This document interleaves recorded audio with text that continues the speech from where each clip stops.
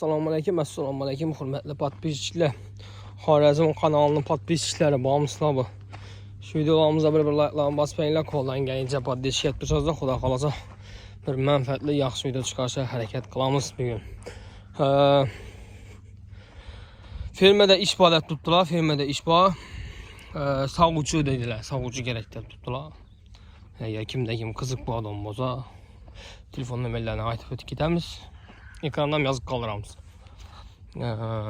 Adres Çatköpür Komsomol 1-ci brigada, yəni Köhnəşahat yolunda. Bu firmanı köp adam bilədi. Köp adam bilməydi. Hiç bilməyərlər üçün aytıb ötüb gedəmiz. Komsomol 1-ci brigada, yəni Köhnəşahat yolunda.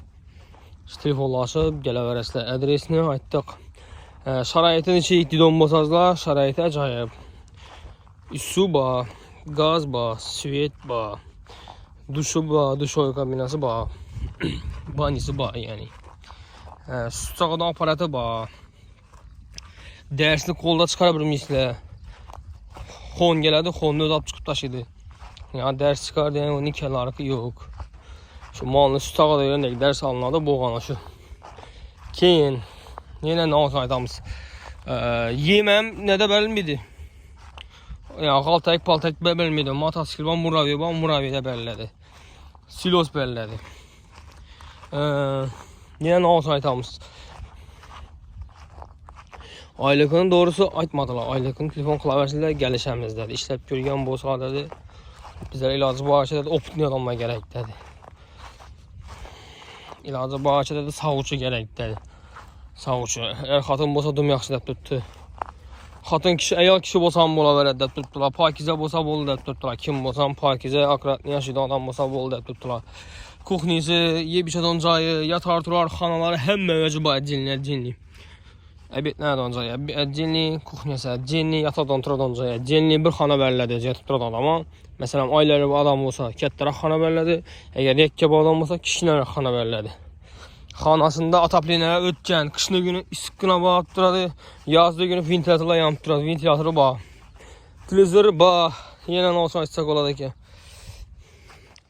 Əgər kimədir, nə olar, qızıq bu adam olsa, əgər xatatları kəmçiklə boğan bolsa, şu kommentara yazıb qanla.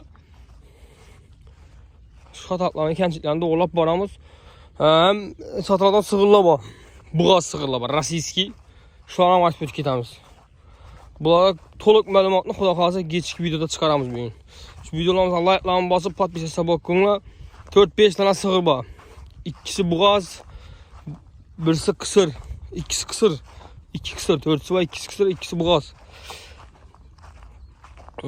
Kısıra bakamam dedim bazarlar. Ullu bələt mallar. Rasiskinin içi ya angusa koyulgan ya simentala koyulgan. Fermenin içinde yürüyen. İçinde angus yürüyen eken bir tonla 200'lik, keyin simental yürüyen eken 780 kiloluk. Bunlardan soradık da, indi köp adama 2 kiloluk eken, ulluluk diş eken, eli diş buzgan 2 diş.